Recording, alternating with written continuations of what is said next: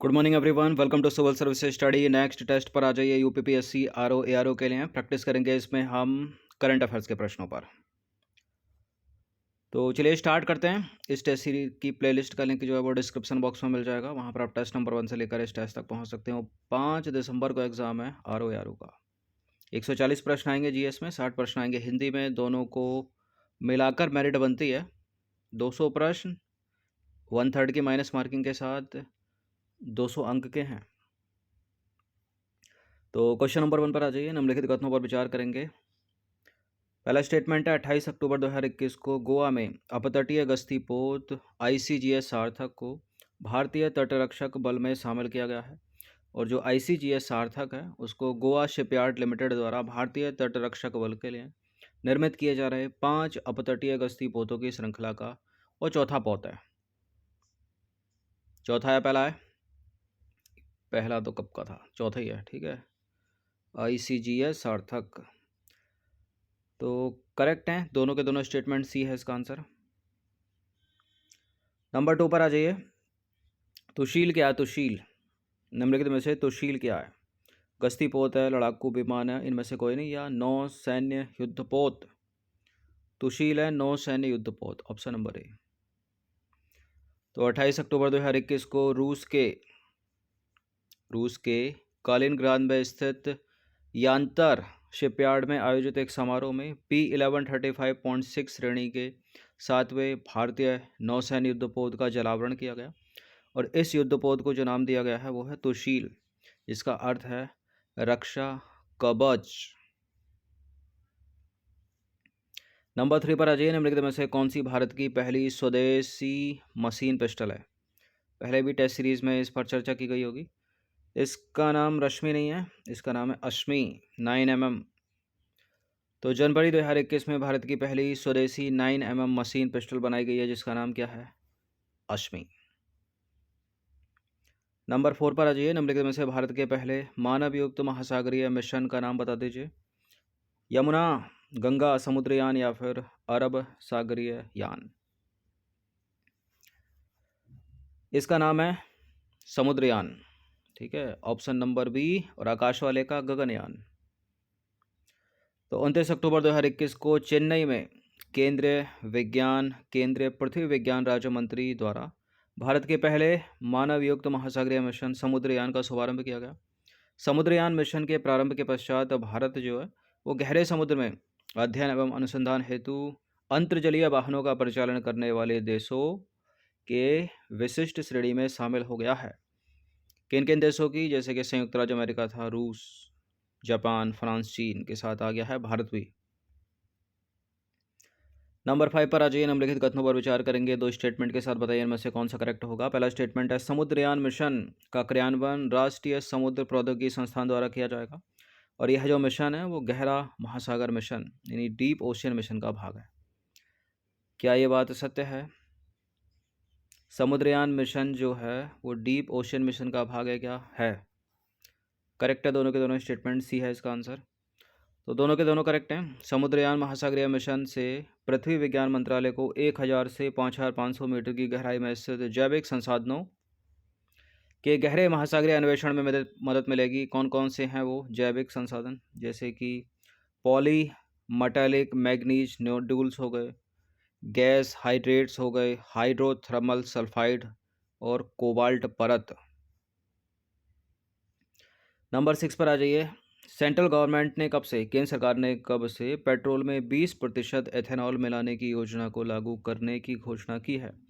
2022 से, 2024 से, 25 से, 23 से? देखिए लगभग 2 साल। तो 2022 को हटा दीजिए, 1 अप्रैल 2023 से। ठीक है, अगला जो अप्रैल आएगा उससे अगला जो आएगा।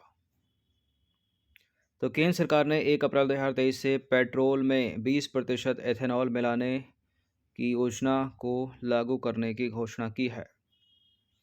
ठीक है, पेट्रोल में एथिलीन मिलाने से क्या होता है, पहले भी कई बार चर्चा की गई होगी। जो पोल्यूटांट निकलते हैं, मतलब जो प्रदूषण निकलता है ऑटोमोबाइल से, वो कम हो जाता है। नंबर 7 पर आ जाइए। निम्नलिखित में से किस राज्य के सभी जिलों में एक जनपद दो उत्पाद योजना को लागू करने के संबंध में शासनादेश जारी किया गया? इस प्रश्न का उत्तर है वही जिस राज्य ने एक महीने में 3 मुख्यमंत्री बदल दिए, मतलब उत्तराखंड। पहले त्रिवेंद्रम सिंह रावत, दूसरे तीरथ सिंह रावत, तीसरे पुष्कर सिंह धामी। तो 25 अक्टूबर 2021 को उत्तराखंड के सभी जिलों में एक जनपद दो उत्पाद योजना को लागू करने के संबंध में शासनादेश जारी किया गया, याद रखिएगा। चलिए तो क्वेश्चन नंबर 8 पर आ जाइए। नवंबर में वाणिज्य एवं उद्योग मंत्रालय द्वारा जारी लॉजिस्टिक प्रदर्शन सूचकांक 2021 में कौन सा राज्य शीर्ष स्थान पर है? पंजाब नहीं है, हिमाचल नहीं है, हरियाणा नहीं है, गुजरात है। ठीक है, ऑप्शन नंबर डी। तो 8 नवंबर को वाणिज्य एवं उद्योग मंत्रालय द्वारा जारी लॉजिस्टिक प्रदर्शन सूचकांक 2021 में टॉप पर है गुजरात। क्वेश्चन नंबर 9 पर आ जाइए। इंटरनेशनल एयर ट्रांसपोर्ट एसोसिएशन के अनुसार दुनिया का सबसे कनेक्टेड शहर कौन सा है? कौन सा है दुनिया का सबसे कनेक्टेड शहर? नॉर्थ अमेरिका, उत्तरी अमेरिका का नहीं है तो एलिमिनेट कर दीजिए। यूरोप का नहीं है कोई, भारत का नहीं है, यह है चीन का संघाई, ऑप्शन नंबर ए। तो इंटरनेशनल एयर ट्रांसपोर्ट एसोसिएशन के अनुसार दुनिया का सबसे जो कनेक्टेड शहर है वो है चीन का संघाई। 10वां प्रश्न है, हाल ही में किस देश में डक विल्ड डायनासोर की एक नई प्रजाति की खोज की गई है? वो देश इटली है क्या, संयुक्त राज्य अमेरिका, फ्रांस है, जापान है? वो एशिया का ही देश है, तो एलिमिनेट कर दीजिए इटली को, फ्रांस को, संयुक्त राज्य अमेरिका को, जापान उत्तर है इसका। तो हाल ही में जापान में, कहाँ? जापान में डक विल्ड डायनासोर की नई प्रजाति की खोज की गई। नंबर 11 पर आ जाइए। हाल ही में किस देश में स्थित माउंट मेरापी ज्वालामुखी में विस्फोट हुआ? तो माउंट मेरापी स्थित है इंडोनेशिया में। तो हाल ही में माउंट मेरापी ज्वालामुखी में विस्फोट हुआ और ये इंडोनेशिया में स्थित है। नंबर 12 पर आ जाइए। संयुक्त राष्ट्र ने युवा कार्यकर्ता मलाला यूसुफजई को सम्मानित करने के लिए किस दिन को विश्व मलाला दिवस के रूप में घोषित किया है? विश्व मलाला दिवस के रूप में घोषित किया गया है 12 जुलाई, ऑप्शन नंबर बी। तो संयुक्त राष्ट्र ने युवा कार्यकर्ता मलाला यूसुफजई को सम्मानित करने के लिए 12 जुलाई को विश्व मलाला दिवस के रूप में घोषित किया, याद रखिएगा।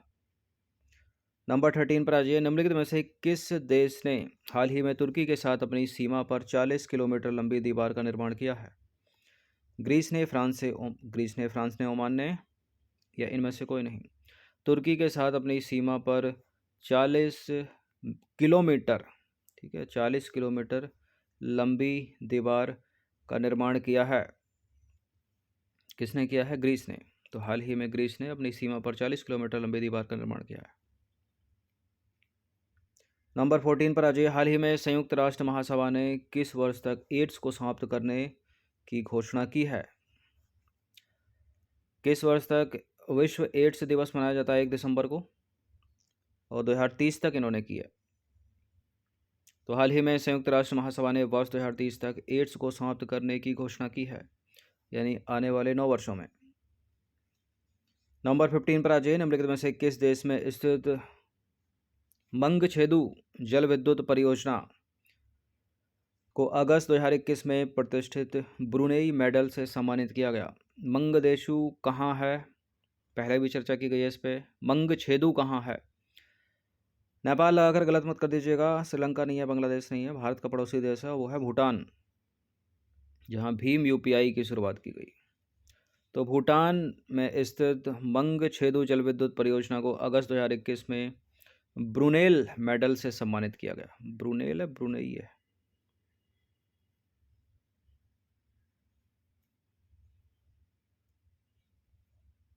देखिए ब्रुनेल है, ठीक है, ब्रुनेई नहीं है। ब्रुनेल मेडल, ब्रुनेल यूनिवर्सिटी है ना लंदन में, ब्रुनेल मेडल, भूटान। नंबर 16 पर आ जाइए। वर्ष 2022 में संयुक्त राष्ट्र जलवायु परिवर्तन सम्मेलन COP27 की मेजबानी किस देश को सौंपी गई है? फ्रांस को, लीबिया को, ट्यूनीशिया को, या मिस्र को?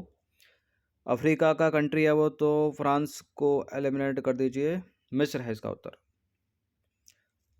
तो देखिए वर्ष 2022 में संयुक्त राष्ट्र जलवायु परिवर्तन सम्मेलन यानी COP27 की मेजबानी सौंपी गई है किसको? मिस्र को।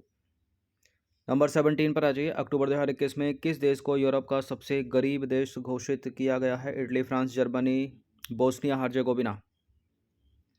इन तीनों में से कोई नहीं है बोस्निया हर्जेगोविना। तो अक्टूबर 2021 में बोस्निया हर्जेगोविना को यूरोप का सबसे गरीब देश घोषित किया गया है और बोस्निया हर्जेगोविना की जो सीमा है वो लगती है मेडिटेरियन सी से, याद रखिएगा। क्वेश्चन नंबर 18 पर आ जाइए। G20 देशों का 17वां शिखर सम्मेलन 2022 कहाँ प्रस्तावित है? इंडोनेशिया, मलेशिया, थाईलैंड या वियतनाम? टेलीग्राम चैनल से जुड़ जाइएगा सिविल सर्विस स्टडी के। क्या है इसका उत्तर? G20 देशों का 17वां शिखर सम्मेलन 2022 प्रस्तावित है कहाँ पर? इंडोनेशिया में, जहाँ पर माउंट मेरापी ज्वालामुखी में विस्फोट हुआ। तो G20 देशों का जो 17वां शिखर सम्मेलन है 2022 में इंडोनेशिया में प्रस्तावित है। नंबर 19 पर आ जाइए। हाल ही में एलन मस्क की कंपनी स्पेस एक्स ने किस देश में अपनी पूर्ण स्वामित्व वाली सहायक कंपनी स्थापित की है? भारत, पाकिस्तान, भूटान या बांग्लादेश? किस देश में की है? भारत में, ऑप्शन नंबर डी। तो हाल ही में एलन मस्क की कंपनी स्पेस एक्स ने भारत में अपनी पूर्ण स्वामित्व वाली सहायक कंपनी स्थापित की है। क्वेश्चन नंबर 20 पर आ जाइए। नवंबर 2021 में टिश्यू कल्चर आधारित बीज आलू नियमों को मंजूरी देने वाला पहला भारतीय राज्य निम्नलिखित में से कौन बना? टिश्यू कल्चर आधारित बीज आलू नियमों को मंजूरी देने वाला जो पहला राज्य है उसका नाम है पंजाब।